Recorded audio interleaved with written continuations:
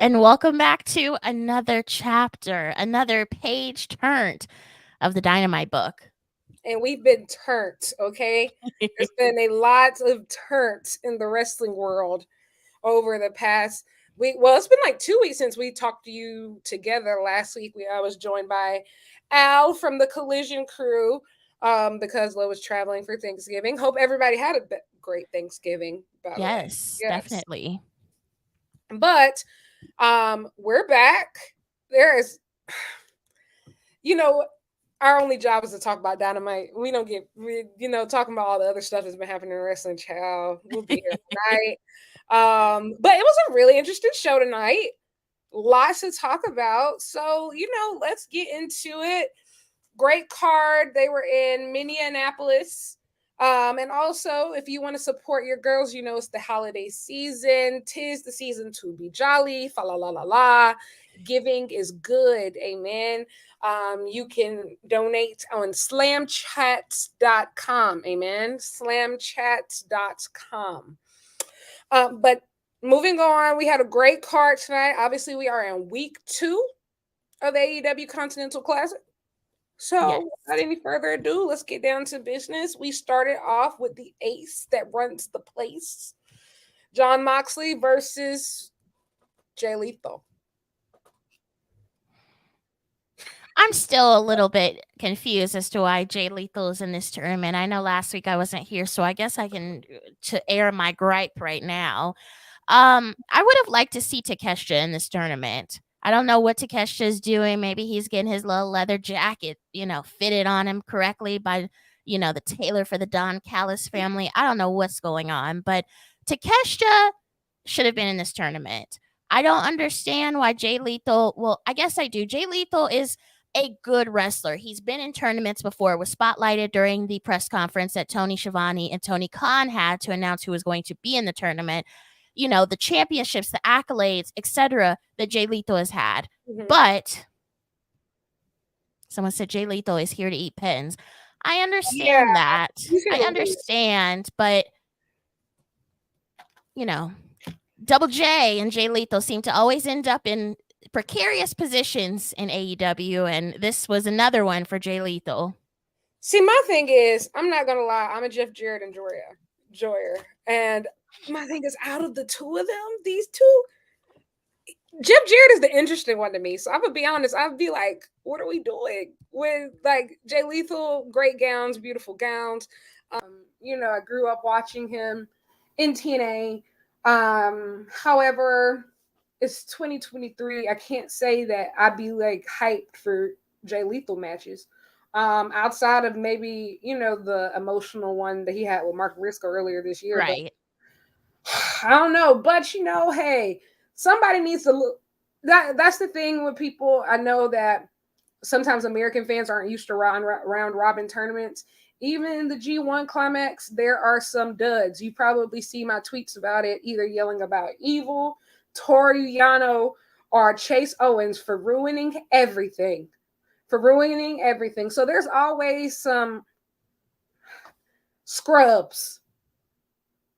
And yeah. Word to TLC. I mean, yeah, I don't have a better way to put it. Of just like, but at least they're not like making him win. That is true. And I mean, I agree with the person that said there that someone has to be here to eat pins, but. And also, we know the AEW fan base. Y'all say that the whole company is dead after your favorite wrestler loses once. So yeah, somebody does have to be here to get pinned because y'all know how y'all get.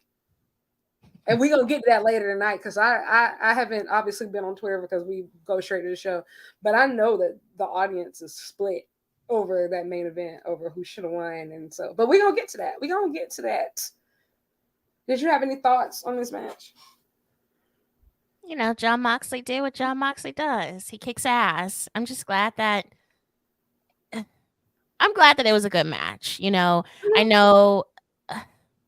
he didn't have Yuta by his side. He had his buddy Brian on commentary, which Brian is rocking the patch. I'm a little bit worried though. You know, I feel like Brian going up against Eddie Kingston on Saturday, like that's a tough challenge for your first match back. Eddie Kingston, can we give him like a little lap? Can we give him like one of the boys from Dalton Castle first? Maybe warm him up a little bit. We have to remind ourselves this is the same Brian Danielson who came back from getting his arm shattered by Okada and had like a bloody ass strap match, so he can't be trusted.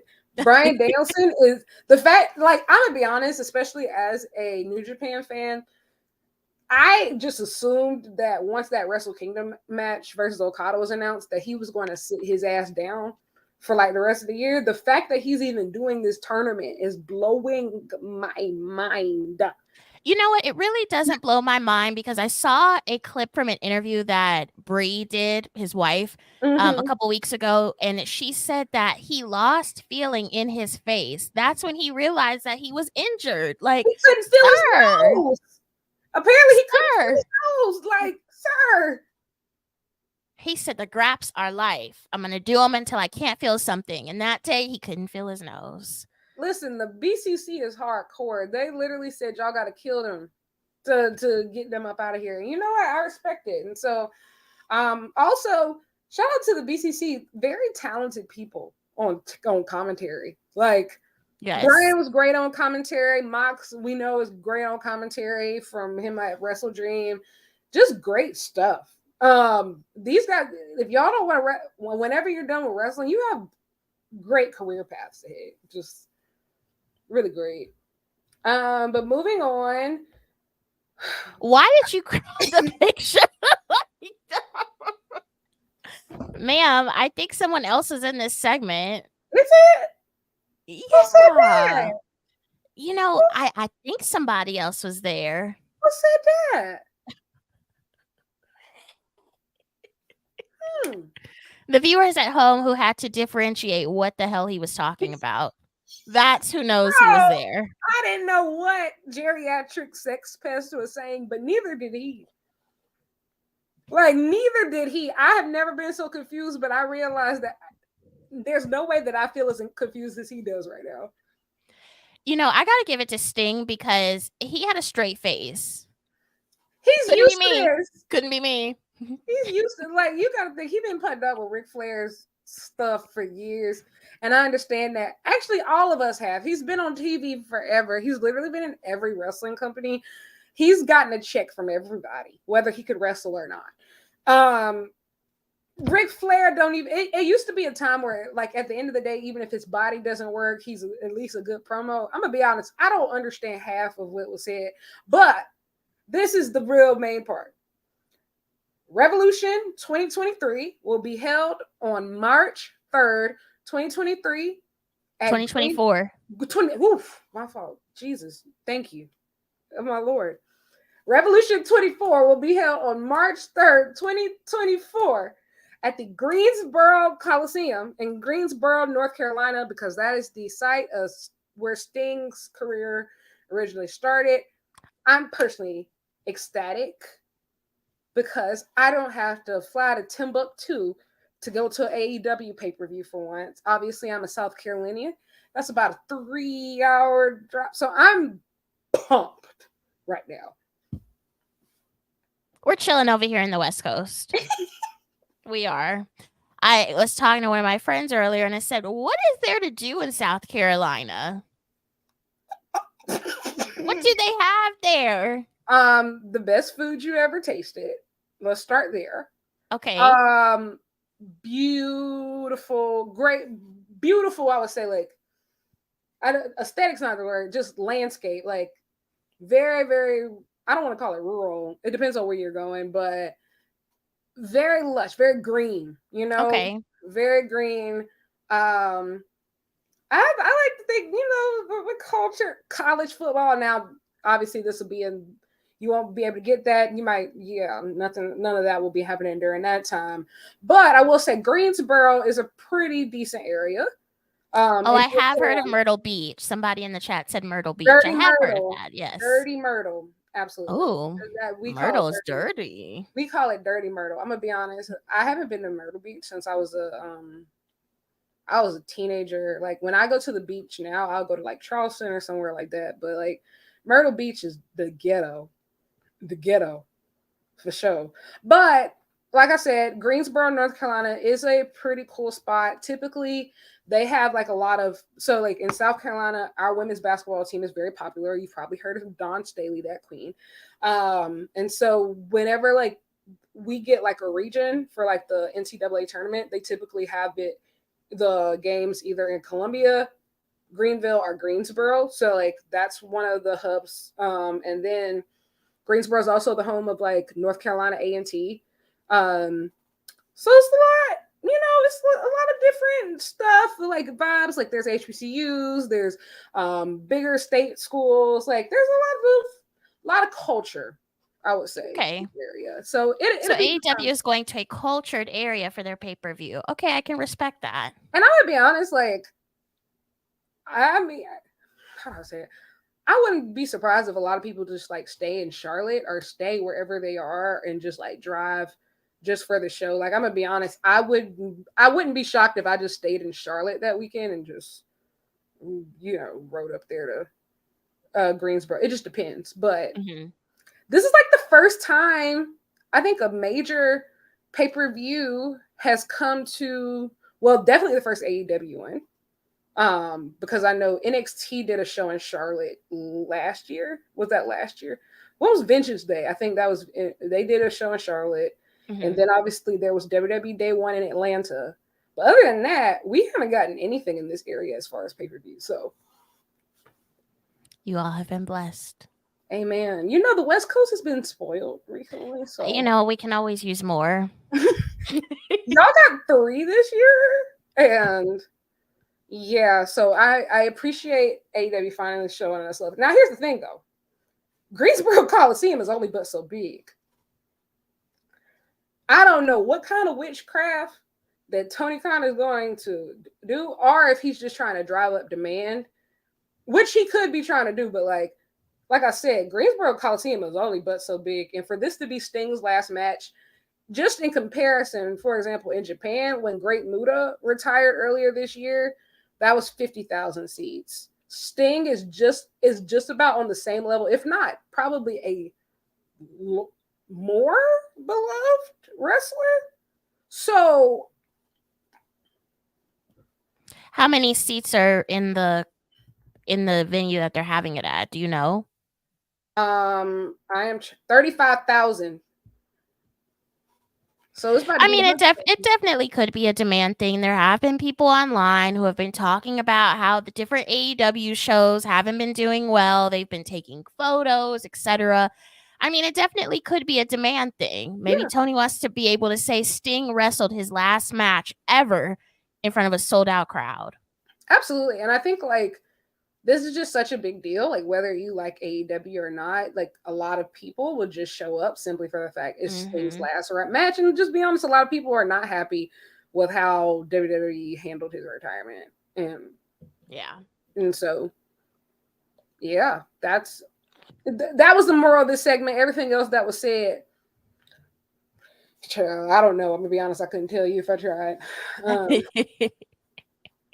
But the Stinger will have his last match March 3rd, 2024, Greensboro Coliseum, and tickets will go on sale on Friday, December 15th. That's what Tony Schiavone said. Moving on, we had this right here. Real music. Real music.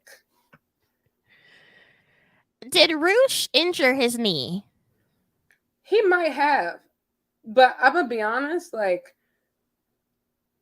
I don't think he realizes that wrestling isn't real. And so like the way that he never even thought about like, oh, let me just forfeit this match. He just went harder. Then both of them started going harder. I said, oh my gosh.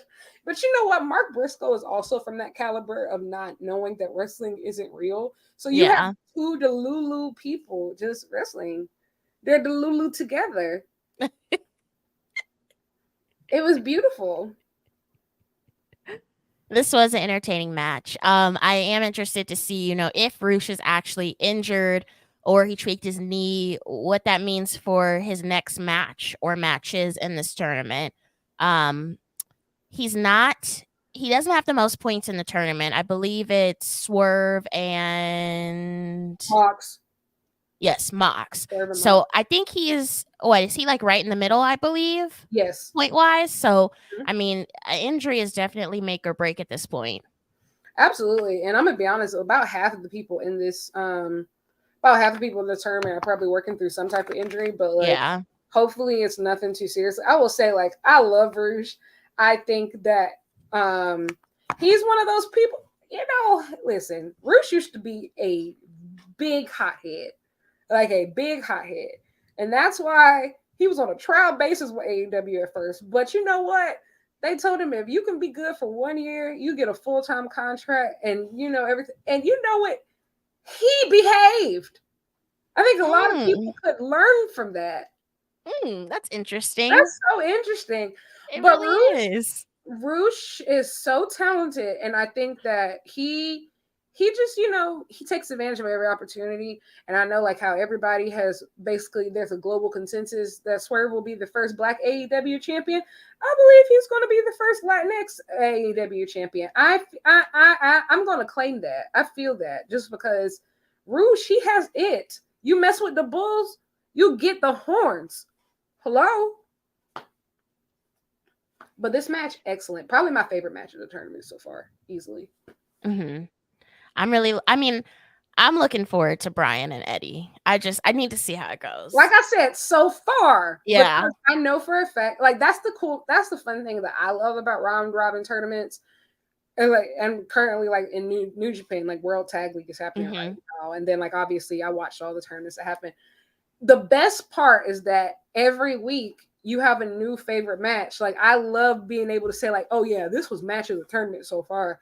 And then probably Saturday, Brian versus Eddie is going to happen. I'm going to be like, this is match of the tournament so far. And then Swerve and Mox are going to wrestle, and I'm going to be like, oh, this is match of the tournament so far. And we just keep going.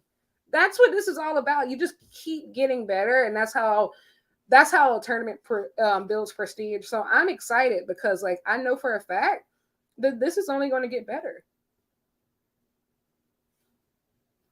Any more thoughts on Mark Briscoe versus Rouge? No more thoughts from me. Moving forward, we had timeless Tony Storm and Luther and Mariah May and RJ City. They were there. Tony got a headache, y'all stressing her out, working her nerves. RJ was there to tell her that she has a title match. Did he say next week? He said next week. He said next week. Now, I'm going to be honest. Now, one thing that was interesting about this Dynamite, outside of the Continental Classic matches, they didn't announce basically any matches for Rampage, Collision, Dynamite next week. We have no idea, like, what is happening. Even though they set up certain things, they didn't tell us, like, what's happening when or anything. So We're along for the ride, clearly. hey, in a club with my twin, we be vibing. Yeah. That's what we're doing.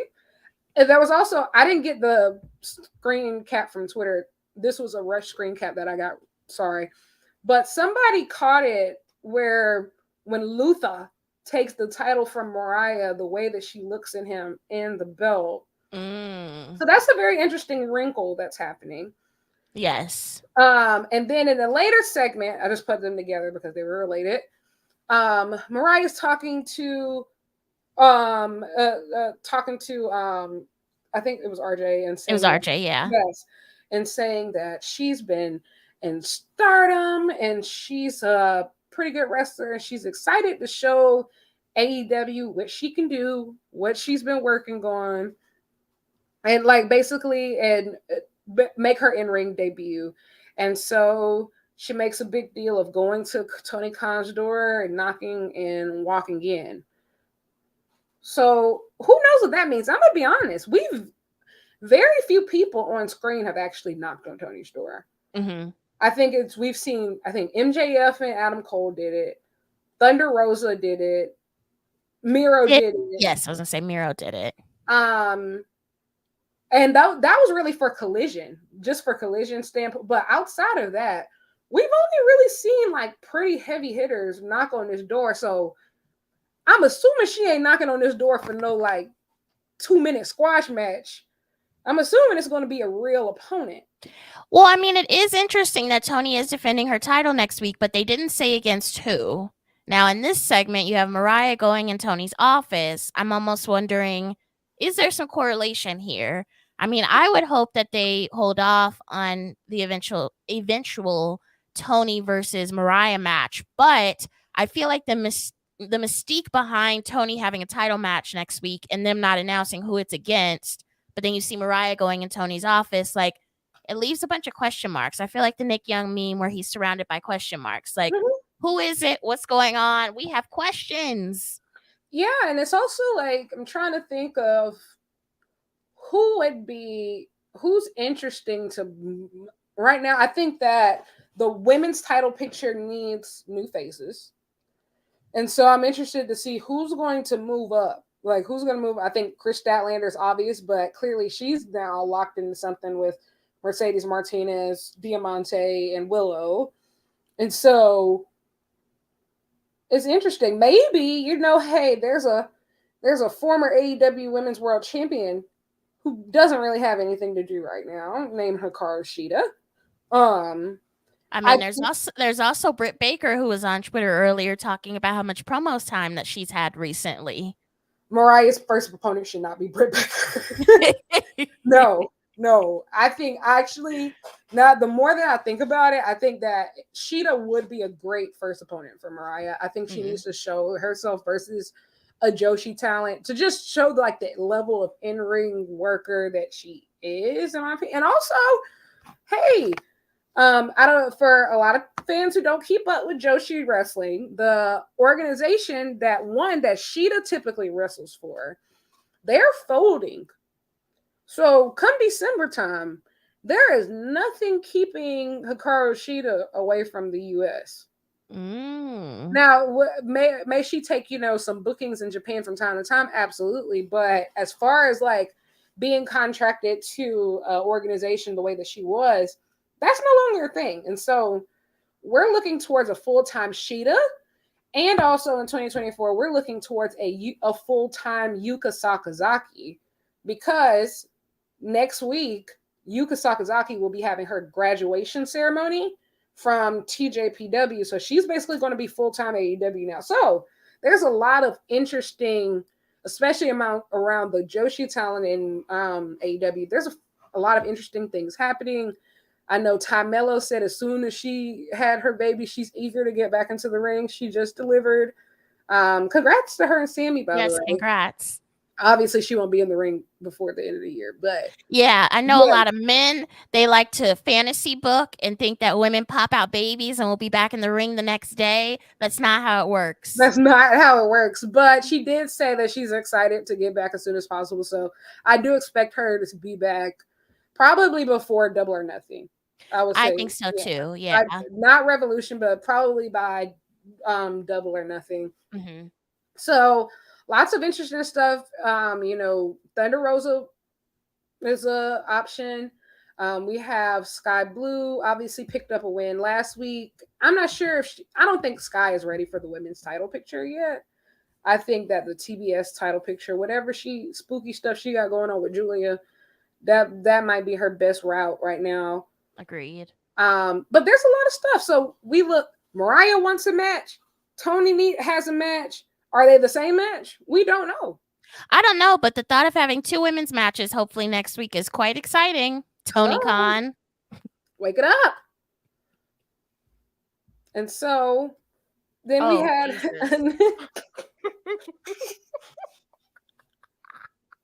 Do you know that I had this meme? I made this meme for last week. And it was just so fitting. I just had to keep it in the deck. It just never fails. I want to know, when he goes to put those belts on him and stack them like that, does he need help? Who does it for him? Like, there's no way. First of all, he has to put the bottom one on first, right? So there's no way he's doing it by him. No, there's no way. Who is doing it for him? He had the nerve to come out on the king. Listen, and people got mad at me on Twitter when I said this, and just like, oh, I can't believe we went from that excellent Mark Briscoe Roosh match to this. People were like, well, this was better. He's trying. Hear me out, guys. Maxwell Jacob Friedman has done that promo at least a minimum of 4 times. Against, it always is I was a kid watching wrestling and I had a TV and I saw you and you were great and you inspired me. But I'm him now and you gonna respect me and and the people love me or the people hate me or whatever. And nah, how many times have we seen that? He did it with Punk. He did it with Bryan Danielson. He did it with Adam Cole. Like, we get it, Max. He's only 2 years older than me. We all watched the same stuff, bro. We all had a TV. We all saw Samoa Joe. We were there. TNA, we saw it. WWE, we saw it. And also, like, maybe this is just like a nitpicky thing. Especially on a week like this, why do you feel the need to name drop both WWE and CM Punk in the same promo? He feeling spicy. It was so unnecessary. Like, I just feel like it gets to a point to where, you know what would have popped me if he would have been like, I'm here to make friends, not money. Now that would have popped me. His line. That would have popped me. That would have popped me.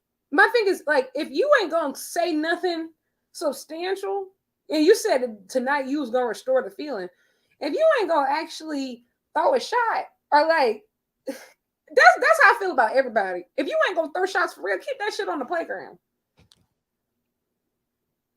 What are we doing here? I mean, clearly the devil and his little henchwomen, whoever is involved, they're tired of hearing that promo too. Absolutely. And then, it started and we didn't know if the TV was working. I ain't gonna lie. I started checking my stream. I said, what is all this? And then you heard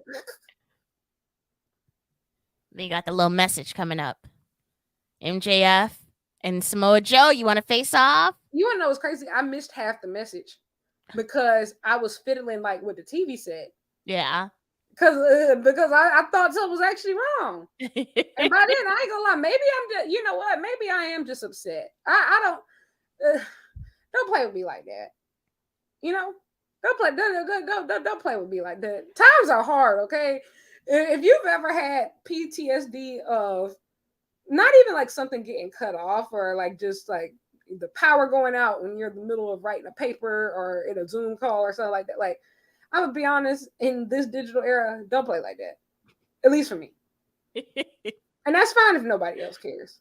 Oh no, I saw a lot of people that were like, I start pressing the buttons on my remote. I thought something was wrong.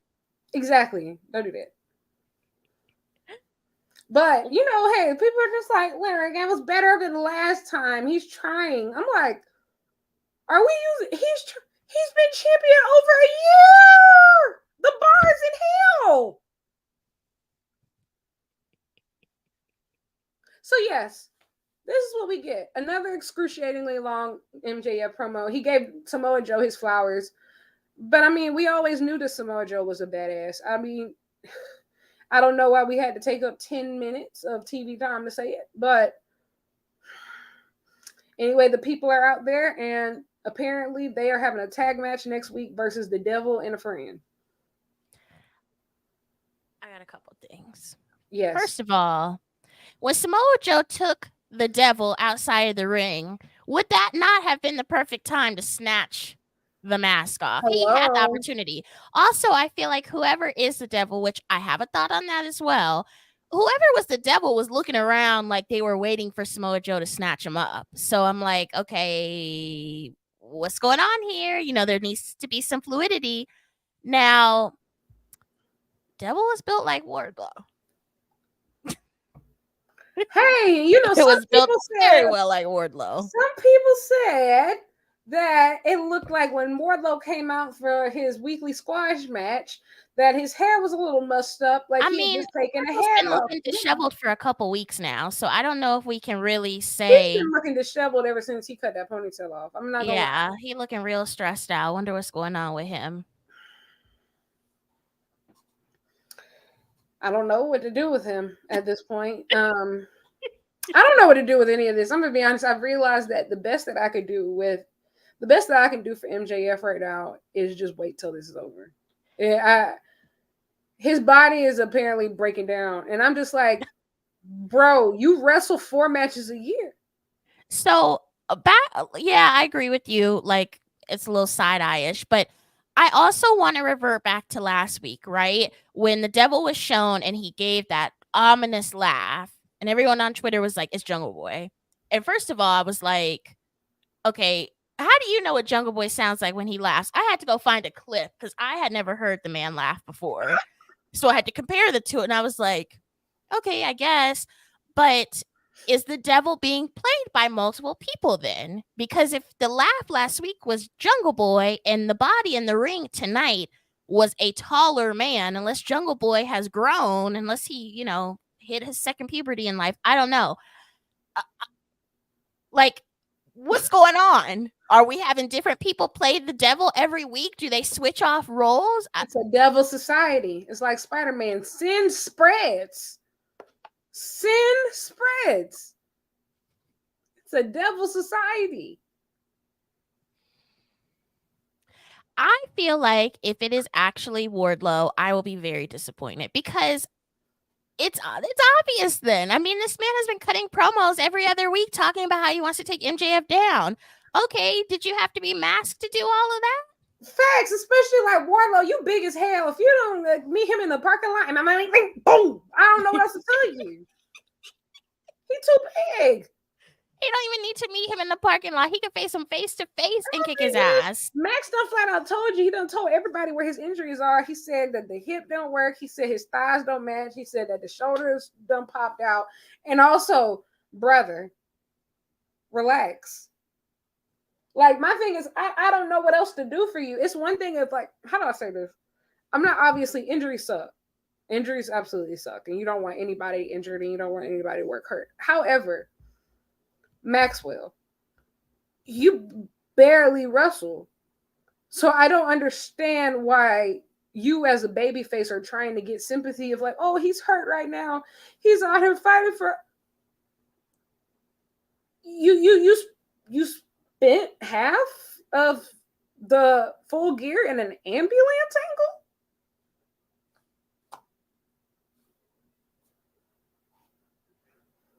You haven't had any real legit matches for those tag titles.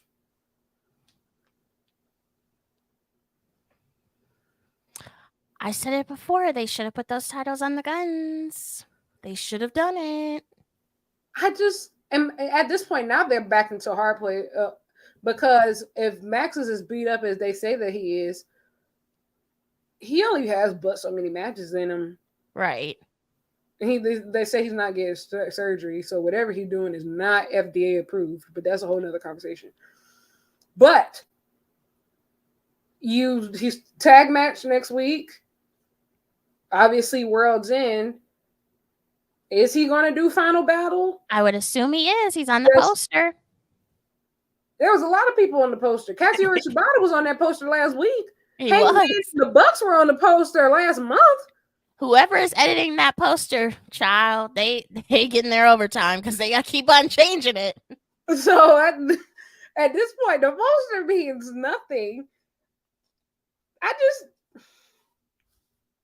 And my thing is like, do they even have anything lined up? Like, honestly, for the rest of Ring of Honor, it's clear they're moving towards Final Battle. Contenders are being built for the TV title, for the women's title, everything else. But this tag title is just like a big question mark. Mm-hmm. So we got what, 2 weeks? Two and a half weeks? It's December 10th, right? December 10th? I believe so, yeah. Oh my God. About 12 days. So there's that. So now Jesus, take the wheel. we have to pretend that somebody has to pretend to give a fuck about the Ring of Honor tag titles between now and then. So much fun, yay! Moving on. It's time to go for a ride. Top Flight back. I gotta say, I don't know why they showed that injury video. It makes me squirm every time. I will say though, this is as nasty as it is. That's the gory shit I love about AEW. Just like, yeah, this is grown man business. Real graps. This is real graps, man. This is real graps. They made Dante look, because he's a skinny guy, but they said no, he's a warrior. He's a warrior. When you have your foot turn every other way that it shouldn't, you definitely are a warrior. So that's one of the worst injuries I've actually ever seen. Like, I know. And there's only like 2 injuries I've ever seen that look worse than that. Like, I remember Kevin Ware it was a college basketball game a couple years ago. And like, I remember, and Paul George, woo, that was terrible during USA basketball. Never seen one that bad in wrestling. But that was pretty awful. But anyway, because it was so awful, I was not expecting it to be that bad. Yeah. I didn't expect him to come back as quickly as he did. Yeah. I thought he was going to be out clearly for the rest of the year. That's also, I ain't gonna lie, I'm not trying to rush you or anything, my sister. But Mercedes girl, hey, what you doing? She's training. You saw she posted her video. She's training. I know she's training, but it's just like, why was you gone so long? I saw your leg was swollen, but it wasn't like his. Dante already back, so it's just like, what you got? Hey, Miss Ma'am, what you got going on? Where are you? Come home. The kids miss you. But anywho, Top Flight and Action Andretti teamed up. I will say there was a lot of black people on the card tonight. I said, wow, whoa there. I said, y'all got enough. Y'all could do a tournament. Not a tournament of blacks, but tournament of cruiserweights. But half of them are definitely black or luchadors, and so that's actually really great. Very diverse, I would say, young core. I'm glad to see that, Tony. Tony must have his ear or someone else's ear on the timeline, because that was definitely something that bothered a lot of people for a while, is the lack of diversity. So I'm glad to see this. This roster, like this current iteration of this roster, is extremely diverse. And it's really cool to see, because like everybody's so good. Like everybody is so good. And this match was pretty good. Obviously, the Hardys were slow, but it was one of those cool wrestling moments where you get to see, like, on one side, you see Top Flight. They're right at the beginning of their career, these crazy high-flying brothers. And then on the other side, you see the Hardys, who like paved the way, and like they're towards the end of their careers. Like, wrestling is just funny like that. And also Isaiah Cassidy, let me say so. Private Party coming back will be great. Woo, yay. Shout out to Mark Quinn. Can't wait. But this man right here, he needs to be pushed to the moon. Like singles, like I know, like I feel like, the fans, we've been working on different campaigns this year. Okay, we're gonna get Daniel Garcia over. We're gonna get like all the young people. He's next. Like this is who everybody needs to rally around, because this man right here is talented. He's talented and he's funny. If you watch his vlogs, they kill me. Oh my god. He's like one of the only wrestler vlogs that I watch these days, because he is so. Him and Daniel Garcia too. They're very funny together. They are. And Cheesecake.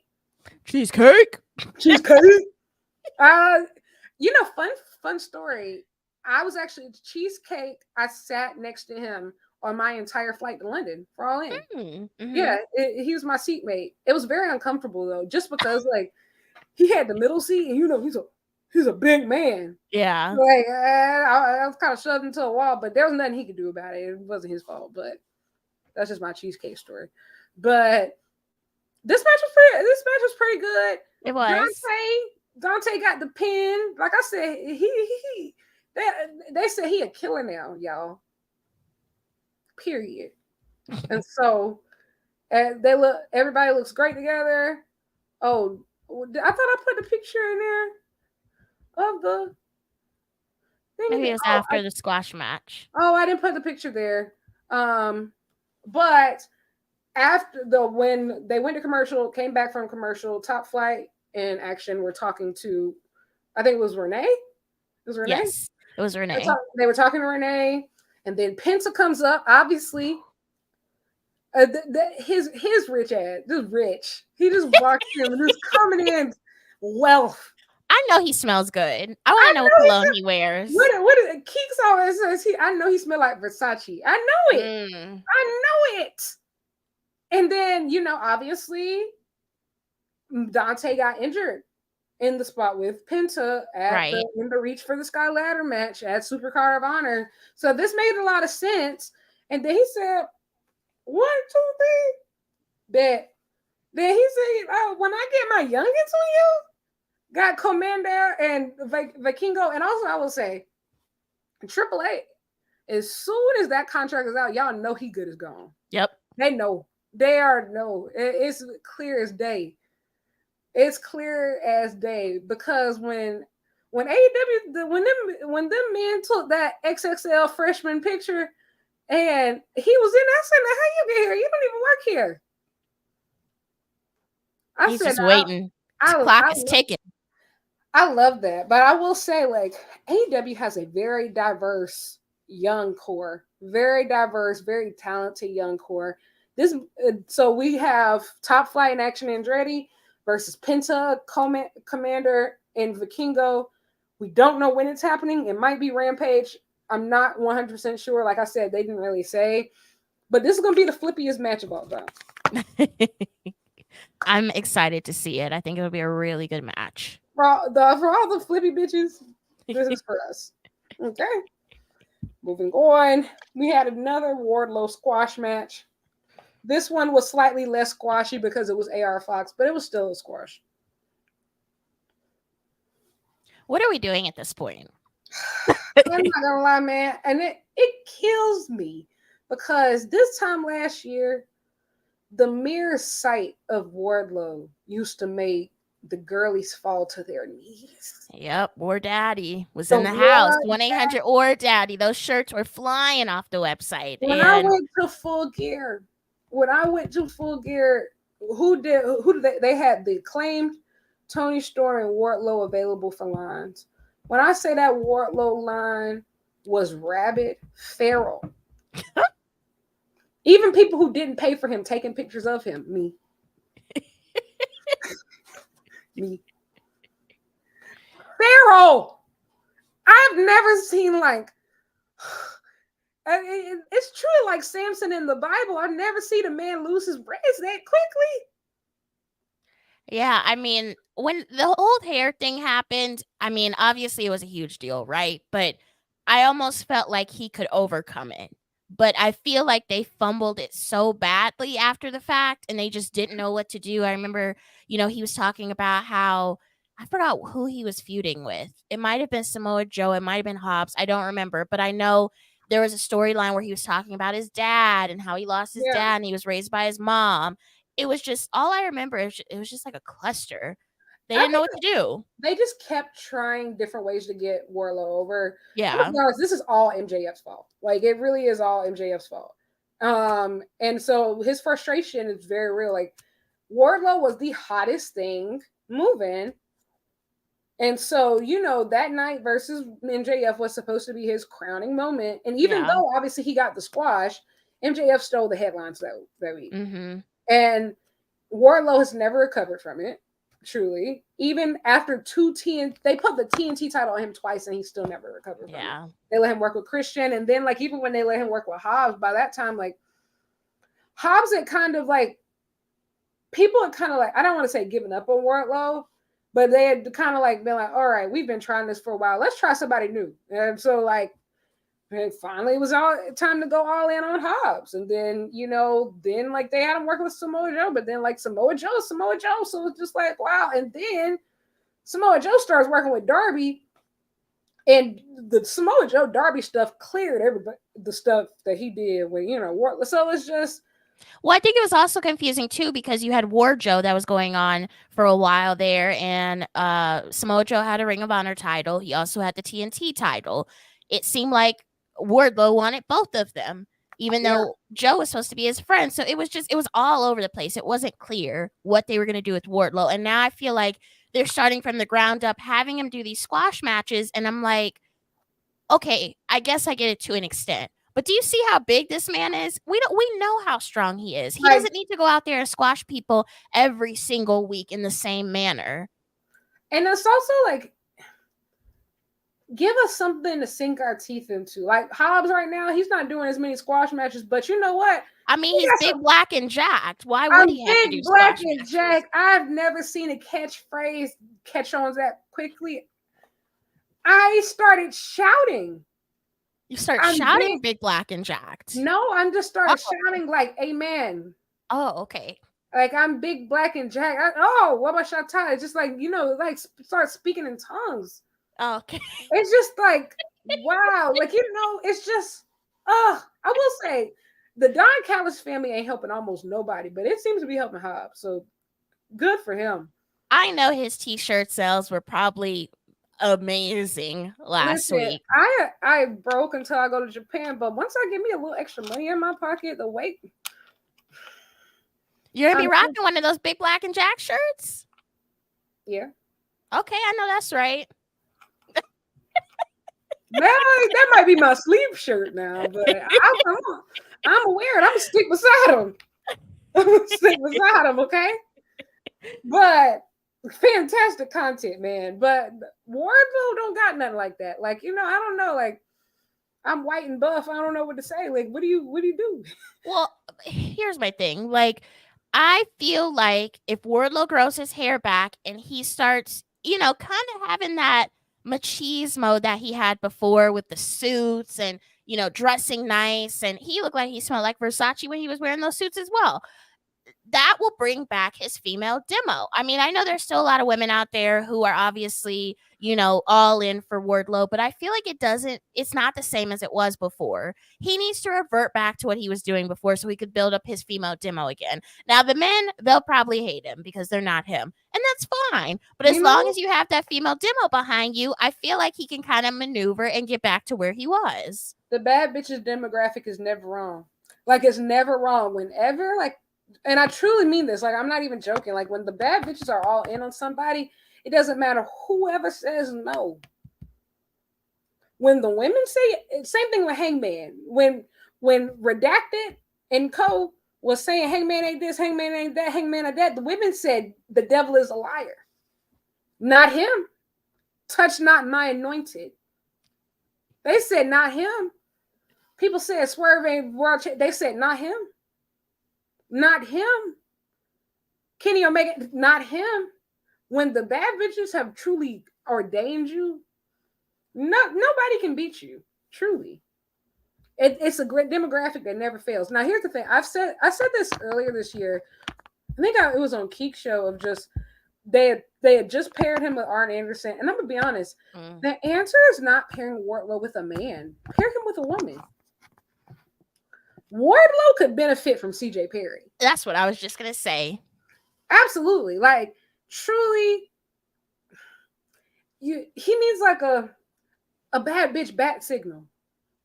And I think that CJ Perry could be one of those great people. Like, like he needs a valet. He's needed a female valet. Honestly, I felt like truly one of the best managers in AEW history is Rebel. And I believe that she would have been great. Like, after they moved her away from Britt and Jamie when they became faces, Rebel would have been perfect for Wardlow.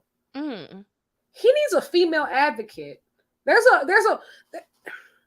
a difference between, like, both there are some great male managers, there's some great female managers, but there's nothing like a good woman manager who stands on business and handles her stuff. Like, there's nothing like it. I agree. Wardlow needs a woman. Yep. So there's that. Moving on to women's business, we had the TBS Championship was on the line. Julia Hart was in her hometown, defending against Emi Sakura. As always, this is a house rules match, as with Julia Hart and the House of Black.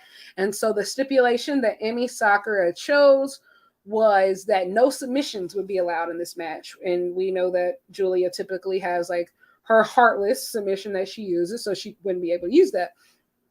This match was pretty good. It was really good. I wish it would have went a little bit longer though, but this was Julia's second defense of her title so far. Yes. I thought it was a good match. The crowd was obviously behind Julia since it was her hometown, but I think you start to notice how comfortable and confident that Julia is becoming. You know, Yes. you see the growth and the progression, and I just thought she did a really good job in this match. Like we were talking about earlier with, you know, her future competitors or her future challengers, I would like to see her go up against Sky Blue. I mean, Sky Blue, something going on there. And obviously we have Spooky Julia Hart. I feel like this story needs to progress. That's what I want to see. But see what happens. Worlds collide. I will say, from a wrestling standpoint, ever since they put the title on Julia, and just when they put it on anybody, any type of title, anybody, a title, it is a spotlight on your strengths, but it is also a microscope on your weaknesses. Mm-hmm. And so I think that her weaknesses as a wrestler has been more evident ever. However, what I do like about Julia Hart, and what I have always liked about Julia Hart specifically over the last year, her work ethic is insane. And I think like she works extremely hard. You can tell that she's devoted to this. She's always committed to getting better. And the growth has been evident. And it's been very obvious how much she's been growing. And also, what I appreciate about this reign to this point is that the competitors that they've been putting in front of her are people who have been in the game a while, typically some veterans. And this lineup of opponents is what's going to help her grow. Being in the ring with somebody as experienced as Emi Sakura, this is great. And I love that Julia is down for that type of challenge. And so the lineage, I will say at this point, some people might argue with me, don't really care. The TBS title since Double or Nothing has been one of the best book titles in AEW. And just for it to be what it is, like, and people are like, well, it needs storylines. No, it actually really doesn't. The TBS title is a TV title. So, like, this is the title where you really supposed to, it's a working woman's title. You take on all comers. That's what Chris Statlander did. Mm-hmm. It's what Orange Cassidy did for most of his reign, right? Like, yeah, just, you know, taking on all comers. And so really just being able to adapt to whichever opponent coming your way. And so I've really liked how the TBS title has been booked, honestly, for the most part, since Double or Nothing. So we had this. Julia Hart obviously gets the win. Moving on. Now this right here, I think this might have been one of my favorite moments of the night. This was one of my favorite segments of the year. Oh, I will say.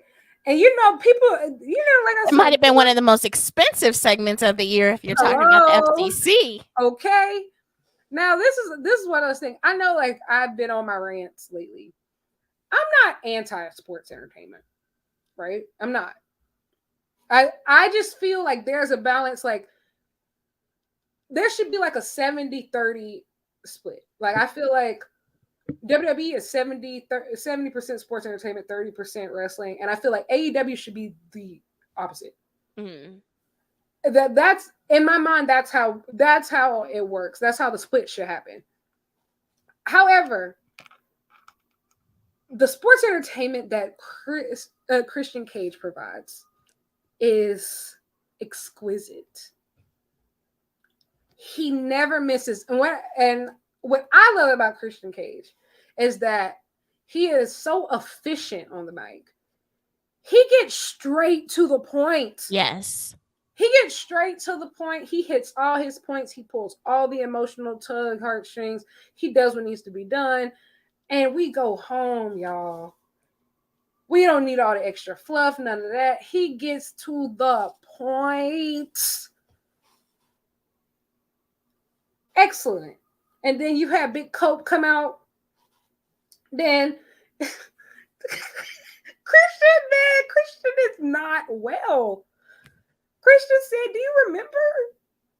He said, you don't have a father. I'm not saying that I am your father. I could be now. If you want but me I'm to be. Your brother. I'm your brother. Every family member you need. He said, do you remember we used to be? Remember what your mama told us before? She wanted to see us one more time. He was selling us. He was selling us good. And, Adam was just like poker faced. He wasn't entertaining it, but I was like, damn, Christian is crazy. He said, hey, I'm sorry. I love you. Hey, man. He said, do it for Judy. The Jude Meister. The Jude Meister. I was like, okay, Christian, you're doing a lot here. Me as an Edge stan, I know the names of his entire family. Always have. Like, I had a copy of his autobiography. Oh, yes, I did too. In middle school, like it was the Bible. So I felt it come out and say, he's gonna say Judy. He's gonna say Judy. I said, I knew he was going to. And then he said it. I said, oh my gosh, she's going to kill you. Christian, no. I felt like a little girl again. I felt like a little girl. I'm like, oh my gosh. I was scandalized. I love when wrestling makes me feel that way. Like I'm a kid again. Like, no, you can't say that. Like, ugh. And then Big Cope said, he's like, you thought. It gets him again. And then it's like, yeah, I'm going to take your title. And then told him to go fuck yourself. And then, apparently it didn't get bleeped on time. And child, like, Bryan Danielson going to have to hand them fines out again. Write him up. Right. They had him out there right after. I'm like, did he write the fine that fast? He's writing tickets. I will say, now I said I wasn't going to get into a lot of the discourse that happened this week. However, Bryan Danielson being the judge, jury, and executioner of AEW is the funniest shit I've ever heard, and it is fantastic. Because I want to know, I would have killed to be a fly on the wall when he had to tell Mox at Wrestle Dream, hey, buddy, I'm going to need you to pay up. After he said that, like, they had a time. They had a hoot. They had a good hoot. So I wonder too, I wondered this when it comes to like the fines, right? So like he cussed, but technically whoever was controlling the censor should have censored it. I don't think he would get fined for that one because especially it was definitely planned for him to say that. And so yeah. Because you notice after Christian also cursed, but they bleeped that part. It's exactly. almost like they didn't know what to do. Oh, he did it. Oh, crap. Let me press the button. Oh, he cussed too. Oh. Yeah, I definitely think that, like, he won't get fined for that. Like, but Mox was just talking. He sure was. Mox was just talking. Coming up the bike, make him pay for that shit. It was also because I was actually at Wrestle Dream, so, like, I didn't hear the commentary, and so all I could see on Twitter was people like, y'all, Mox is putting up like 60 points on commentary right now. So like as soon as I got like that, the first thing that I did was like rewatch the whole show back. And I'm like, I actually really rewatched from the pre-show to the end of the show all over again because Mox, he was so entertaining. But yes, these fines, amen. Wow. But Christian Cage and Adam Copeland, I'm excited for that match next week. I'm gonna be honest, like they're still the old heads showed everybody how it's done today. That's when people like don't be hard on MJF. No, this is what I say. Like you can be a heel or you could be whatever you want to be. Easy, beautiful, breezy, beautiful, color girl. You could be whatever you want to be. Just be concise. That's all I ask. Get everything you gotta get. Just be concise. That's all. It's not hard. Adam and Christian, they told their story, and they pulled all the right strings that made you feel all the feel, and then they left. And I didn't feel like the segment went on too long. It Exactly. drag. I really liked how they did it.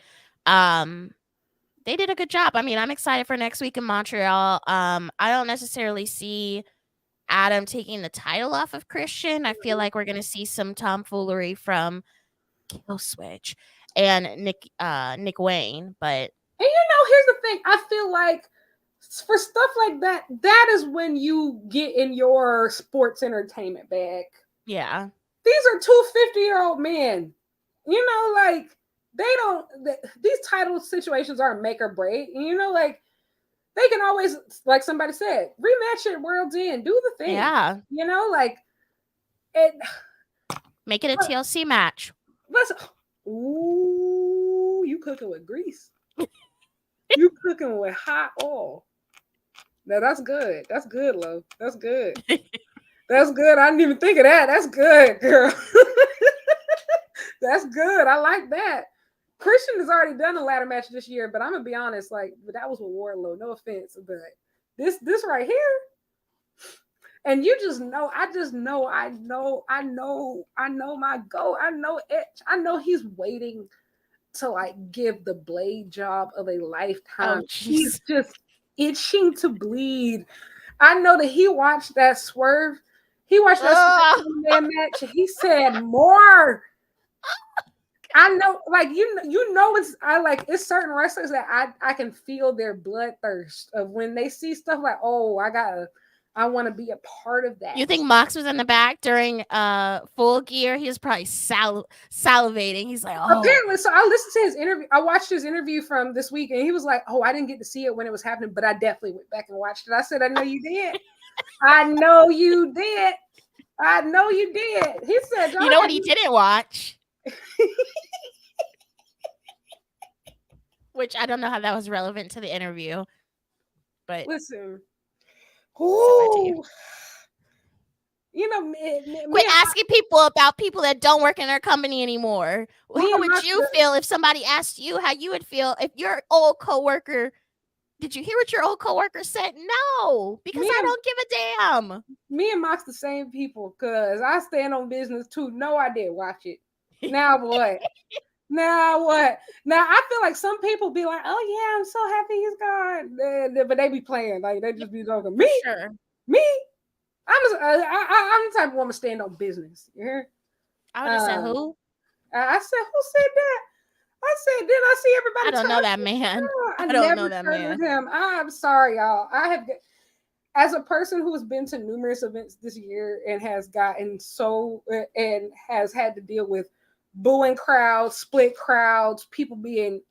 I've never seen wrestling fans be so violent and ugly towards each other as I've seen this year. Like both, and it doesn't just happen like online. It happens in person too. Like the things that I've heard people say to other people at AEW shows this year over one man, it's nuts. Forbidden Door was insane. Forbidden Door was nuts. All in. I'm telling you right now, all in, because I had both press seats and I had seats that I bought on the floor. We moved to the floor for the beginning of the show right after the pre-show. By the time we got to that Young Bucks versus FTR match, half the people on the floor couldn't even focus on the match because everybody's phones had started dinging and be like, they fight backstage.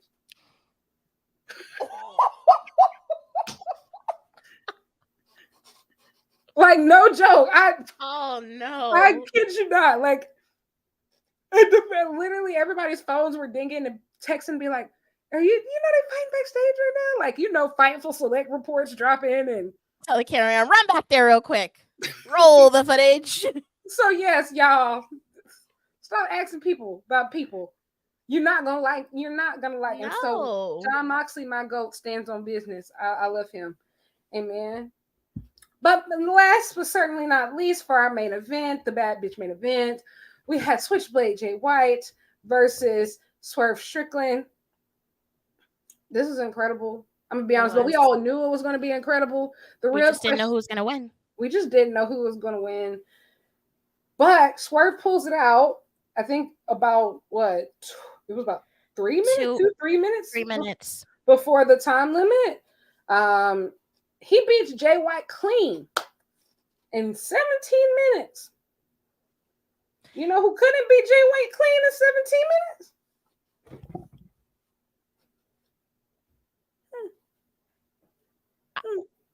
I feel like we need justice for Jay White. Oh no, big justice for Jay White. And I just have to believe that after this, he is owed something. So honestly, he probably needs to be the next. He needs to take the belt off Orange Cassidy. I almost feel like that's a demotion. I You don't. just went for MJF. You lost after he was, ambulancer half the show. Now you're going for Orange Cassidy. Like the world title and the international title are not on the same level. Like, I feel like Jay White needs to go and get his vengeance towards MJF. Attack him in the fucking parking lot. Excuse my language. Get that cane. Do something. Like, this man messed up your opportunity. Like, I understand that. And here's the thing. I agree with you. If it was up to me, he would have won it full gear. However, just being realistic, it's clear, like, everybody's moving forward. And also, this is also the beauty of round robin tournaments. Like, just because you lose one place, like, he still has ample opportunity to win. right. And so I think he's going to finish with a decent point total. So even if he doesn't win, I think that the point of Mox and Orange Cassidy feuding the way that they did was to make that international title the top secondary title. And I think that Orange Cassidy needs to lose it. And I think that he needs to lose it to somebody on a top level. And I think that Jay White can redefine that belt. And he has the type of like energy to where he can make it feel like a top title. So once he has it, true. by the time Will Ospreay comes in, they could feud. Like, it's the man makes the title doesn't make the man. So like, if it's just like one of the things, like when Jon Moxley holds this belt, that means that it's important. When Orange Cassidy holds this belt, that means it's important. When Jay White holds that belt, it'll be important. So I will say justice for Jay White. I do have a gripe, and this is more of justice for Jay White. Who in the hell was that man in the crowd who had his hands all up on Jay White when he fell, behind the barricade, and he's trying to get back over? And there's this man, I don't know whose father, boyfriend, husband, brother, whoever, was grabbing him. And it was clearly not a planned moment because the security was mad. Swerve had words with the guy. I'm like, dude. I saw that. Like, here's the thing, y'all. I know we all talk about bad bitches for Jay White, but you don't touch. Don't be weird. Stop being weird. Men? And also, Men. Think of the weirdest bitch you know. It's a man, ain't it? The sexiest bitch you know, the pettiest bitch you know, and the pettiest, craziest the messiest, bitch you know, it's a the man. It's a man, ain't it? I'm telling you, nobody gets more. It leads me back to these men who are at the airports, at the hotels, waiting for these wrestlers. Like, that was the energy this man was giving. I don't know if he realized that or not. Maybe he was just so hyped up to have Jay White right in the front of him that he just had to grab him. But, sir, I'm going to need you to relax. I'm going to need you to take 5 steps back and take a seat. That shit is inappropriate. And this grinds my gears because they're having a good match. You shouldn't have to have security involved. You shouldn't have to have Swerve involved. Like, are you dumb? Do you want to get kicked out? I will say, one of my biggest pet peeves, I hate when fans touch wrestlers. Like, it's one thing, like, obviously, like, going around touching hands, right, perfectly appropriate. But, like, when you're touching wrestlers just to touch them, 1, that's without consent. 2, is weird. And 3, it's like, what are you going to do with that hand? Not wash it? What are you going to do? Tell me. Just keep your hands to yourself. I just, it makes me feel really, really icky. Yeah. It makes me feel really icky. And so, yeah, but justice for Jay White, but also, listen, like I said, people can get mad at me as though I don't care. I have never seen a black man pushed to the moon the way that Swerve Strickland is being pushed to the I moon. know. You know what? What the end of the show ending with him on the screen, just him. I was like, have we ever had a moment like this in AEW? We haven't.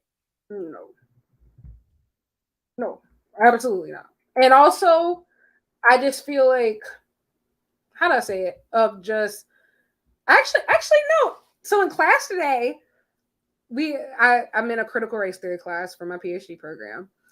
We had an assignment due. It was called pop responses. So we essentially had to like present on any type of debate or something that's happening, or any artifact that's happening currently in popular culture. It could be music, sports, anything as it relates to critical race theory. And so I actually chose to present today on the perception of what is quote unquote world champion material as it relates to race. Mm.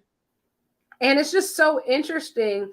And honestly, if somebody actually paid me to do this, I don't get enough research funding for this, but I think it would be really interesting to like really compare over history how I think black wrestlers have been portrayed Mm-hmm. on TV specifically over, I was specifically like, let's say even like the past 15 to 20 years Yeah. as being like, top talent. Like this Swerve build it feels unprecedented in a lot of ways. Mm. Like he's only been here a year and a half. Yeah. I don't we don't see this. I don't think I've ever seen it. But I might be wrong. But this is it for him to beat Hangman twice. I just knew they were going to a draw tonight. Beat Mm. Jay White clean. I said, oh, the world champ couldn't even do that in 17 minutes too. And Swerve is still selling the effects of that Texas death match. Yes. And so it's like, oh, y'all work like the y'all getting him over by any means necessary. And like even like the crowd response of just like the way that like that Swerve's house chant, it gets louder and louder. Mm-hmm. We're in rare air, y'all. I don't know. Rare air. I've never seen anything like it. Great match though. It was a very good match. A very Yeah. good match. And I will say, if Roosh versus Mark Briscoe didn't happen, it would have been my match of the night. However, it did. But this was a close number two. Yeah, I digress. But that was Dynamite, y'all. That was Dynamite. We will be continuing to cover the Continental Classic. I know we promised you content for Full Gear from Full Gear. We took it. It's there. We just haven't edited it yet. But so you will all see it eventually. We just haven't edited it yet. But Yes. you will see it. It did happen. So no, we did not lie to you. So there's that. Did you have anything that you would like to add before we get up out of here? I do not. I'm good to go. I thought the show was good. Obviously, I'd like to see more women, but I digress. I say that every week, but very much looking forward to seeing what happens on Rampage and Collision, since a lot of things have not been announced other than the Continental Classic. So we will see what happens. Absolutely. You can find me at Lyric Wrestling on the socials. I'm gonna be honest, I don't really know what I'm doing. There's so much year end stuff, like content wise, I'm about to explode because I've realized like I have so much stuff that I need to do. Year end articles I need to write. I need to finalize my match of the year list, my wrestler of the year list. Ciao. But you can find all of it. It'll be on the Twitter whenever I do it. So Subscribe on YouTube, Lyric Swinton. That's it. Where can we find you, Lo? You can find Wrestling Wind Down at WWDCAST. In terms of merch, we dropped 2 collections this week. We have our holiday collection, which is deathmatch themed. We also have our Bad Bitches for Hangman shirt. We have 2 versions of that. One is our regular design, and then we have a special edition lasso design. You can find that on shop.wrestlingwinddownlv.com. Our custom Bad Bitches for shirts will open up this upcoming Monday at 8 a.m. Pacific, 11 a.m. Pacific. If you have been eyeing a Bad Bitches custom shirt, please put your order in. I'm only doing 40. Only doing 40. And you can find Wrestling Wind Down wherever you listen to your podcast, Spotify, Apple, Google Play, iHeartRadio. We're all over the place. Yes, and I will say the Bad Bitches are spreading. They were all over Full Gear, all over LA. It's really a movement. Lo, It truly is. You really started a movement. It's everywhere. And the bad bitches are everywhere. There's men bad bitches, women bad bitches, non-binary bad bitches everywhere. I love to see it. We love to see it. But until next time, this was another chapter of the Dynamite book. Join us next week for another one. Bye.